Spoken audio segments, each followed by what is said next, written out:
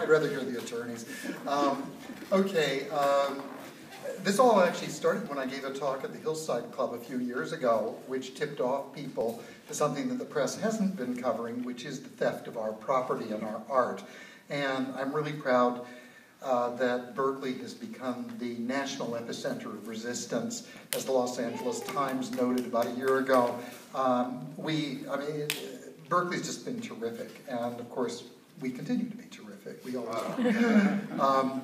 So the National Post Office Collaborative was formed basically to challenge, to sue the U.S. Postal Service for violation of the Environmental Protection Act and the National Historic Preservation Act. We challenged them in court over the sale of Berkeley's near twin post office in Stamford, Connecticut. And we brought in, we actually had a very good legal firm from Utah, very highly qualified, and then two other firms became involved because we also wanted to bring up the subject of the public trust.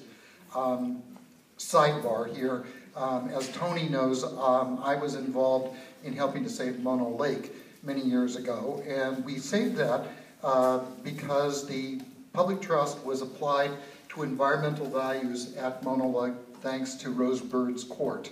And that was applicable. And what we feel we have to do now is to apply the public trust to cultural values, especially where these properties were paid for by us and they belong to us. Unfortunately, that case in Stamford was thrown out by the judge late last year on the issue of standing, which I don't think applies here. In Berkeley, we definitely have standing because we have used this post office for a century. So, of course, we were abashed, but we're going to go on. The National Post Office, the Collaborate, is going to go on serving as a liaison to other communities around the country which are losing their post offices, their historic post offices, and the art therein, because it does belong to us. And so we will persevere, and I think that our legal case actually served as to give some groundwork to the attorneys in the National Trust and here at the city of Berkeley. But we'll hear more about that. I just wanted to wrap up with an experience I had yesterday. First, I wanted to let you know that a friend of mine was just threatened with arrest for trying to photograph the murals in the Ventura Post Office. I've had this experience 3 times.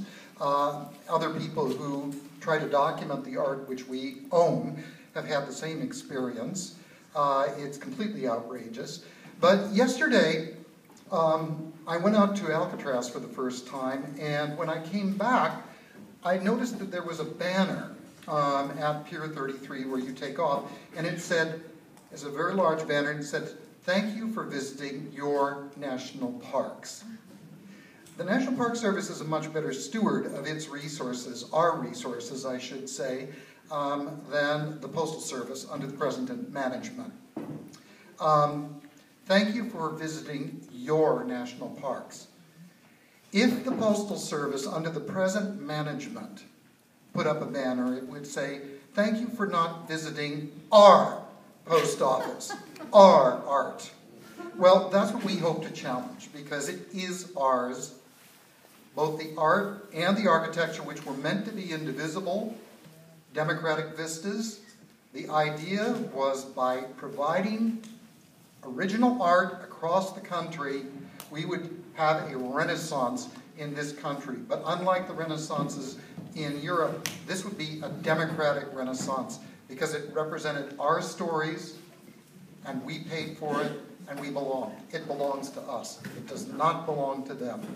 So, with that said, let's hear from the attorneys and what their strategy is. Thank you very much.